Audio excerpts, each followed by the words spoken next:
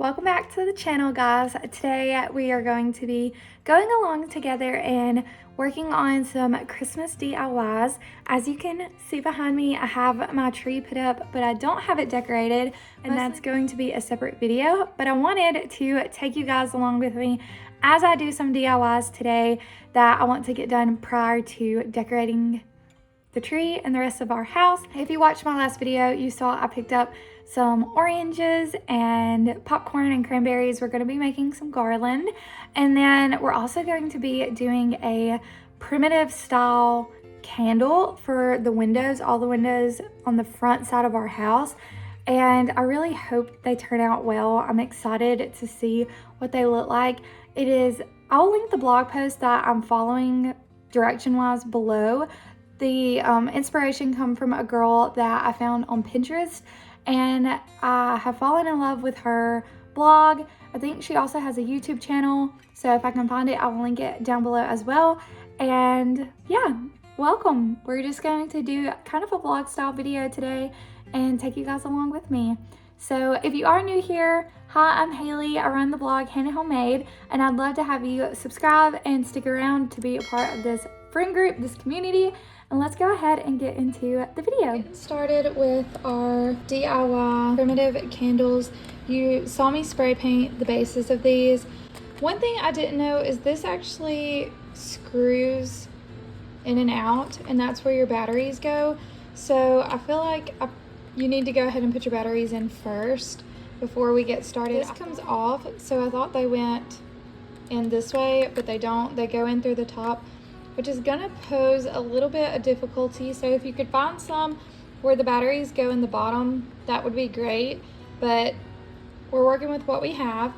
The things that I have that I'm gonna be using, I'm gonna do a half a cup of beeswax to about 1.5 teaspoons of coconut oil, melt it down, and I'm gonna add a little bit of nutmeg to give it a little bit of grit. I want it to be rustic, so that's why I'm going to be adding to give it that look.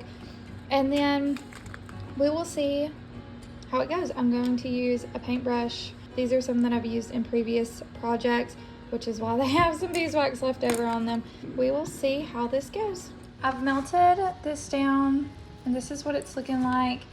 And I've actually tried it a time or two already. And all I'm doing is I'm going to be taking this beeswax on a paintbrush and dripping it, and that's it, you guys. I'm gonna build up a really nice thick layer. I want it to look like it's been burning for a while. It's adhering to the plastic candlestick really well, so we're just gonna keep going. Here is the finished product of the candle. The only thing that I may do differently is I may order some yellow beeswax so that it looks more like a homemade beeswax candle, but the technique worked great, and I'm really happy with the way that this one turned out.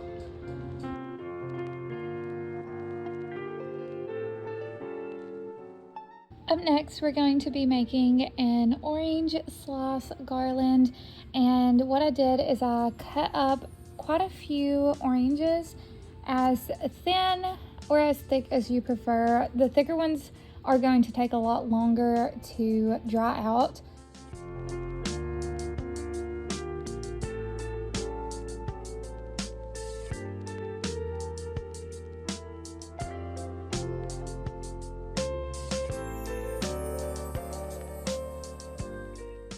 Once I cut them, I put them on a tray and I blotted them with a paper towel so that it would soak up some of the moisture, and then I baked them for roughly 2 or 3 hours at 250 degrees in the oven. I left some of the pieces in there a little bit longer to brown so that I would just have various shades of the dried oranges, and then I took some string and I strung them and I hung them up on our mantle, and this is what the finished product looks like. I hope you guys enjoyed today's video. It was some super short, quick DIYs, but has just made our home all the more cozier for the holiday season, and I hope you will subscribe and stick around, and I will see you guys in the next one. Bye, friends.